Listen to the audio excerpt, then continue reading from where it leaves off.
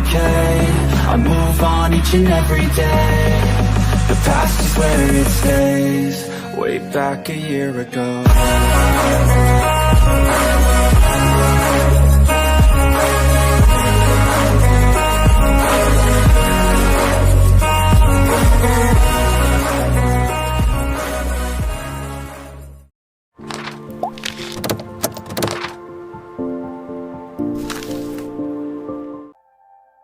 Halo, assalamualaikum, teman-teman. Balik lagi sama gua, Andiki, di channel The Matraman TV. Oke, di video gua kali ini gua akan memberikan informasi buat teman-teman mengenai Bluetooth.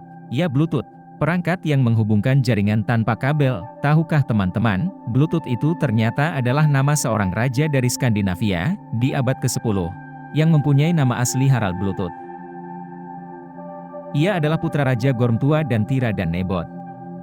Harald memerintah sebagai Raja Denmark dari sekitar tahun 958 sekitar tahun 986. Harald memperkenalkan agama Kristen ke Denmark dan mengonsolidasikan kekuasaannya atas sebagian besar Jutland dan Zeeland. Pemerintahan Harald sebagai Raja Norwegia setelah pembunuhan Raja Harald Greycloak dari Norwegia lebih renggang, kemungkinan besar berlangsung tidak lebih dari beberapa tahun pada tahun 970-an. Beberapa sumber mengatakan putranya Sweynborg Bear secara paksa menggulingkannya dari tahta Denmark sebelum kematiannya. Kemunculan pertama yang terdokumentasi dari julukan Harald, Bluetooth, sebagai belatan, Norse kuno BLTNN, ada di Kroniken Roskildense, ditulis sekitar tahun 1140, di samping julukan alternatif Clark Harald. Clark Harald tampaknya merupakan penggabungan Harald Bluetooth dengan Harald Clark yang legendaris atau semi-legendaris, putra Halfdan. Julukan itu diberikan sebagai Blacksten dan secara eksplisit dipoles sebagai gigi kebiruan atau hitam, Dens Lividus Vel Niger.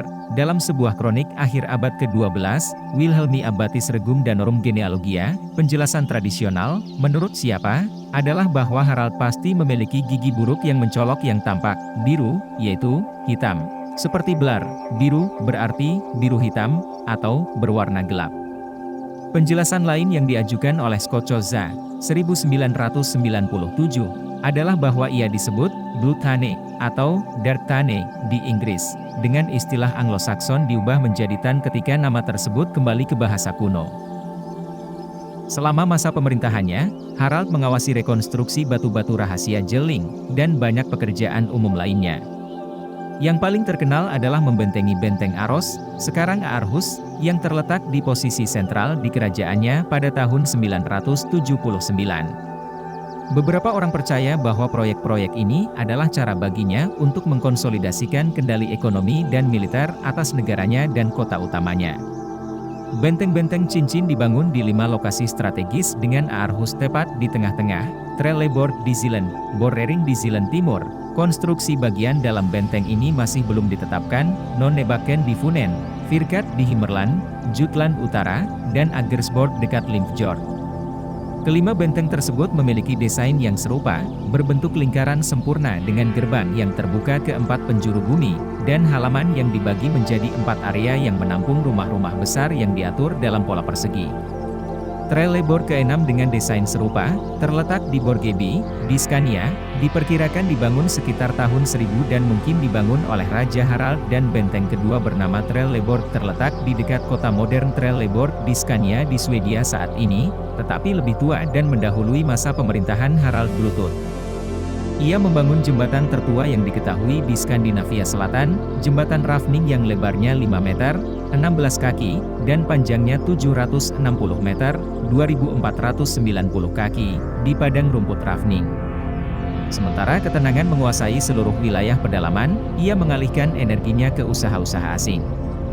Ia datang membantu Richard de Vearles dari Normandi pada tahun 945 dan 963, sementara putranya menaklukkan Samland, dan setelah pembunuhan Raja Harald Greycloak dari Norwegia, berhasil memaksa rakyat negara itu untuk tunduk sementara padanya. Kisah-kisah Nordik menggambarkan Harald dalam sudut pandang yang agak negatif.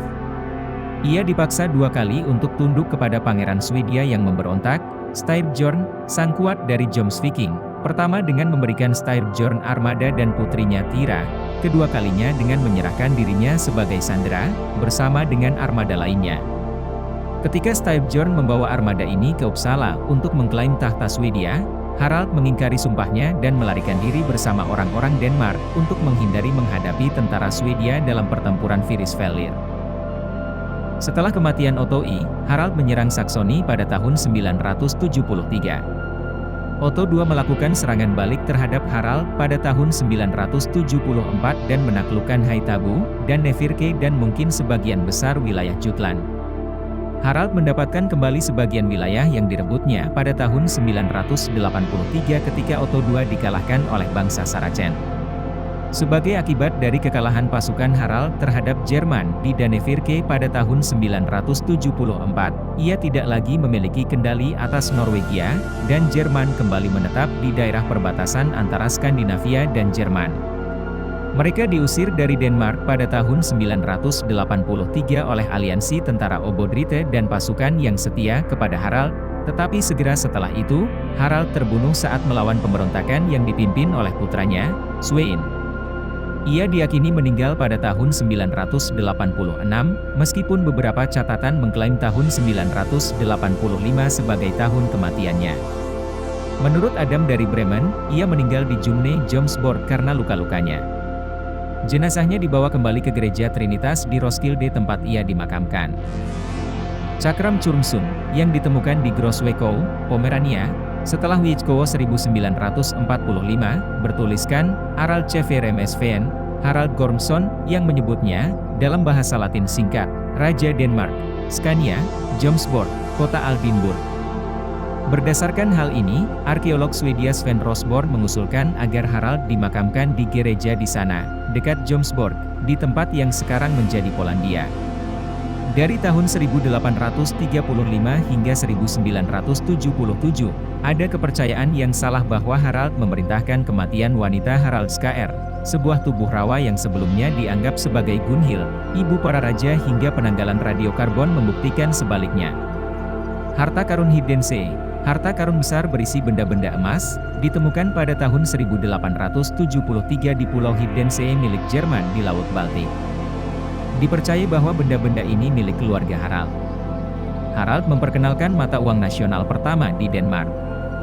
Peralihan agama Raja Harald Bluetooth ke agama Kristen merupakan bagian sejarah yang diperdebatkan, terutama karena para penulis abad pertengahan seperti Widukind dari Corvey dan Adam dari Bremen memberikan catatan yang saling bertentangan tentang bagaimana hal itu terjadi. Widukind dari Corvey, yang menulis selama masa hidup Raja Harald dan Otto I, memerintah 962-973, mengklaim bahwa Harald diubah agamanya oleh seorang ulama bernama Poppa, yang, ketika diminta oleh Harald untuk membuktikan imannya kepada Kristus, membawa beban berat, besi yang dipanaskan oleh api tanpa terbakar. Menurut sejarawan Denmark abad ke-12 Saxo Grammaticus dalam karyanya Gesta Danorum, Poppo melakukan mukjizatnya untuk putra Harald, Svein Forkbeard, setelah Svein berpikir ulang tentang pembaptisannya sendiri. Harald sendiri beralih agama menjadi Katolik setelah perjanjian damai dengan Kaisar Romawi Suci, baik Otto I atau II. Adam dari Bremen, menulis 100 tahun setelah kematian Raja Harald dalam History of the Archbishops of Hamburg Bremen, selesai pada tahun 1076, menggambarkan Harald dipaksa pindah agama oleh Otto I, setelah kekalahan dalam pertempuran. Namun, Widukind tidak menyebutkan peristiwa tersebut dalam karya kontemporernya Res Gestae Saxonicae Saev Annalium Libritres atau The Age of the Saxons. Sekitar 250 tahun setelah peristiwa tersebut, Heimskringla menceritakan bahwa Harald pindah agama dengan Earl Haakon oleh Otto II, memerintah 973-983.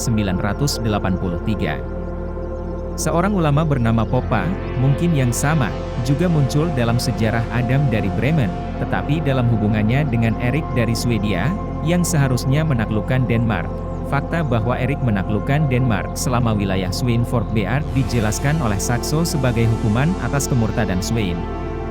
Kisah mukjizat Poppo atau Poppa yang tidak diketahui ini dan pembaptisan Harald juga digambarkan pada altar berlapis emas di gereja Tamdrup di Denmark. Lihat gambar di bagian atas artikel ini. Altar itu sendiri berasal dari sekitar tahun 1200.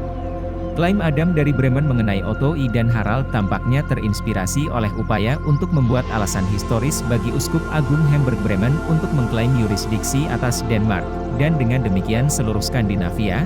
Pada tahun 1070-an, Raja Denmark berada di Roma meminta Denmark untuk memiliki uskup agungnya sendiri, dan kisah Adam tentang pertobatan Harald, dan pembaptisan dia dan putra kecilnya, Svein, dengan Otto yang bertindak sebagai ayah baptis Svein, diikuti oleh klaim yang tidak ambigu bahwa, pada waktu itu Denmark di sisi laut ini, yang disebut Jutland oleh penduduknya, dibagi menjadi 3 keuskupan dan tunduk pada keuskupan Hamburg.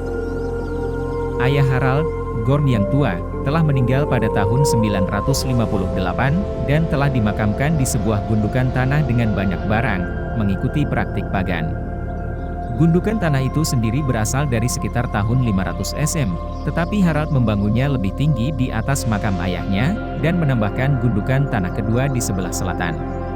Pembangunan gundukan tanah merupakan kebiasaan yang baru dihidupkan kembali pada abad ke-10, yang dianggap sebagai seruan terhadap tradisi lama dalam menghadapi kebiasaan Kristen yang menyebar dari tetangga selatan Denmark, orang Jerman. Setelah pertobatannya, sekitar tahun 960-an, Harald memerintahkan agar jenazah ayahnya dimakamkan kembali di gereja di sebelah gundukan tanah yang sekarang kosong. Ia memerintahkan agar batu-batu jeling didirikan untuk menghormati orang tuanya. Biografi Harald Bluetooth diringkas oleh prasasti rahasia dari batu-batu jeling. Harald tidak diragukan lagi memeluk agama Kristen pada saat itu dan berkontribusi terhadap pertumbuhan agama Kristen, namun dengan keberhasilan yang terbatas di Denmark dan Norwegia. Desain spesifikasi nirkabel Bluetooth dinamai sesuai nama raja pada tahun 1997, berdasarkan analogi bahwa teknologi tersebut akan menyatukan perangkat seperti halnya Harald Bluetooth menyatukan suku-suku di Denmark menjadi satu kerajaan. Logo Bluetooth terdiri dari rune, bin, Younger Footheart untuk inisial namanya, H, dan B. Oke, sedikit informasi yang saya sampaikan kepada teman-teman, semoga bermanfaat ya. Sampai jumpa lagi di video saya berikutnya. Saya Andiki, dari channel The Matraman TV, pamit undur diri. Assalamualaikum warahmatullahi wabarakatuh.